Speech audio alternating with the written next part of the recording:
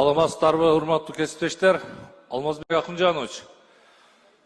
Сизге айта турган бүгүнкү маселе мына элдерден кат келди. Нокат районундагы Бел айылында 2022 жылдын март айында 100 орунду 2 кабаттуу Райхан аттуу бала бакчанын курулушу башталган. 15 000 калк жашайт ал аймакта. Бирок ушул күндө 400 бала бакчага кезекте турушат. 400 бала. Kuruluş işine жалпы 12 миллион 150 миң сомдон ашуун каражат Дүйнөлүк жаштар ассамблеясы, элдик салым, айыл өкмөт, Steam Grant жана Демиршо тарабынан жумшалды. Учурда курулуш 90% аяктап, мектепке чейинки мекеменин ишке берилиши боюнча эч кандай конкреттүү кадамдар жасалбай келет дейт.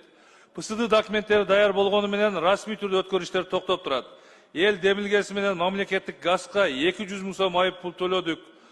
Айыл эли бул мекемени эртерээк ишке киришин чыдамсыз менен күтүп жатабыз дейт. Тиешелүү мекемени ишке киргизип берүүңүздөрдү көптөн көп суранабыз деп. Нокат районунун Бел айыл өкмөтү ушуну өзүңүз тапшырма берип коюңузчу. Тездетип ачып беришсин.